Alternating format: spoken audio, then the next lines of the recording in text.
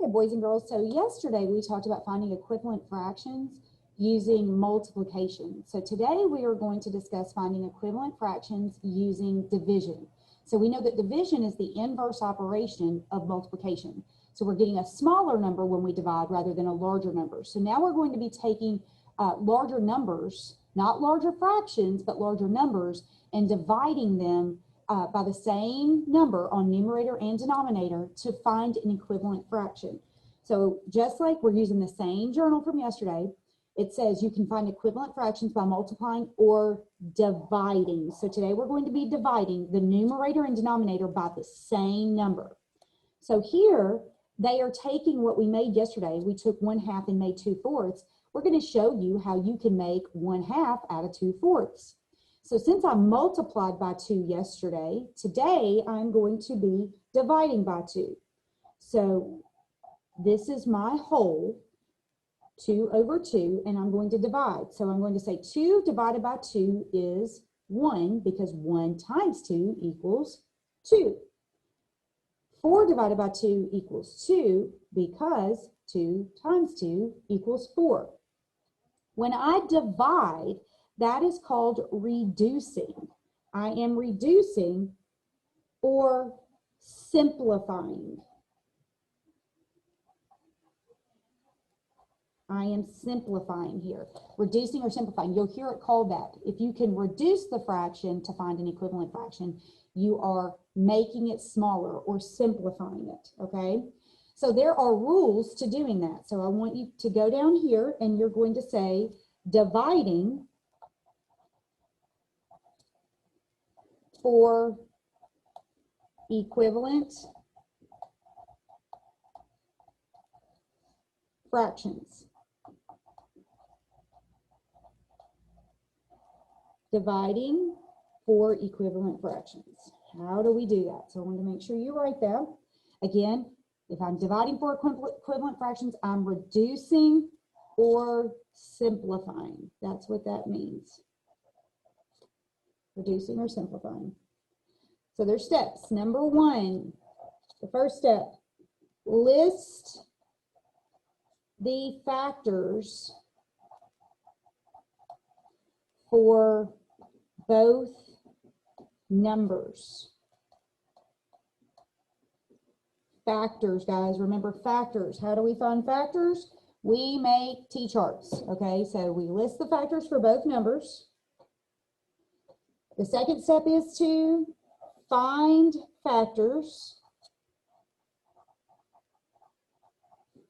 that are the same.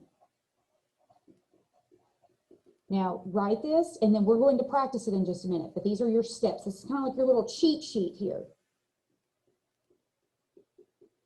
Because sometimes you can't divide by 2. 3 does not divide by 2. So you can't divide an odd number. So you're going to have to find a number that's the same for both numbers. So this is why we have to list these factors. Then number 3, pick a factor and divide. Pick a factor and divide.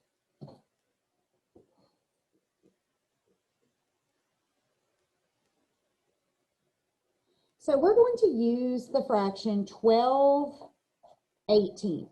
12/18, okay? So I've got to find the factors of 12 and I have to find the factors of 18. Well, how do I do that? Well, you make T-charts. So that's what we do. So we're going to go up here and we're going to make a T-chart for 12. And we're going to list the factors of 12. So the factors of 12 are 1 and 12. 1 times 12. Then I'm going to say, what comes after 1? Well, 2 does. Does 2 times anything equal 12? Yes. 2 times 6. So 2 and 6 are factors. Then I'm going to say, what comes after 2? 3. Well, does 3 times anything equal 12? Yes. 4. What comes after 3? 4. Well, I've already written 4, so I'm going to make my U-turn. So I have all my factors for 12, and they are 1, 2, 3, make your U-turn, 4, 6, 12. There's all of your factors for 12. All right, then I'm going to come up here and I'm going to make a T-chart for 18. And I'm going to list my factors for 18. Again, you start with 1 and 18. Then I'm going to ask myself what comes after 1. 2. Does 2 times anything equal 18? Yes, 9. Then I'm going to say what comes after 2? Well, 3. Does 3 times anything equal 18? Yes, 6. Then I'm going to say what comes after 3? 4. Does 4 times anything equal 18? No. Then what comes after 4? 5. 5 times anything? No. What comes after 5? 6. Well, I've already written 6, so I'm going to make my U-turn. So here's your factors. 1, 2, 3, 6, 9, 18. So I'm going to write those. 1, comma, 2, comma, 3, comma, make my U-turn 6, comma, 9, comma, 18. So there are my factors for 12 and 18.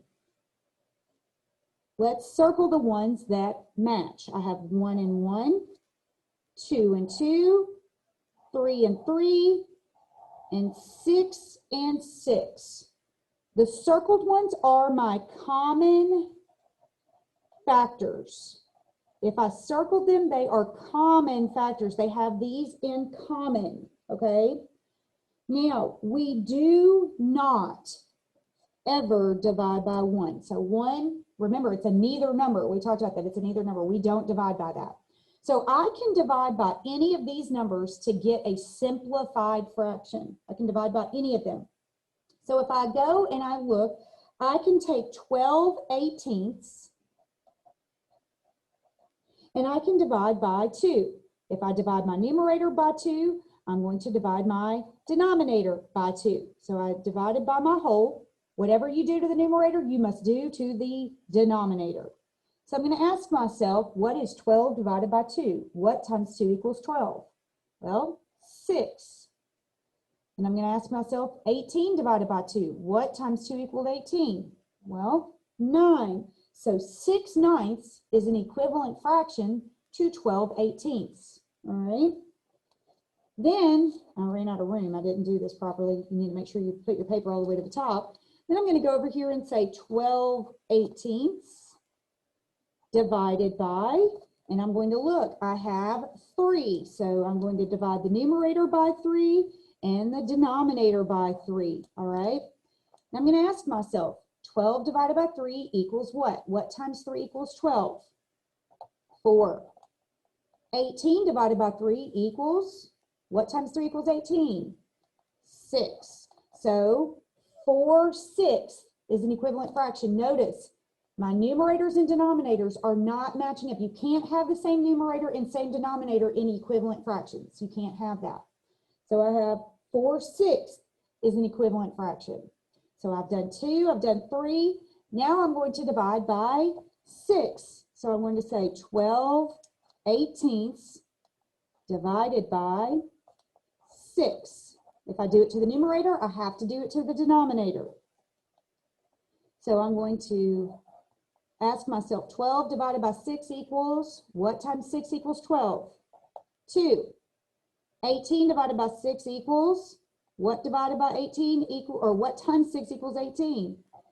3. All right, so this is 2/3 is equivalent. 6 is my largest number of common factors. So we call this the GCF, the greatest common factor. It's the factor that they have in common that's the biggest. When you have that, that will give you your simplified version. It's the simplest form. So 2/3 is the simplest form because I used my GCF, or my greatest common factor. So 2/3 cannot be reduced anymore.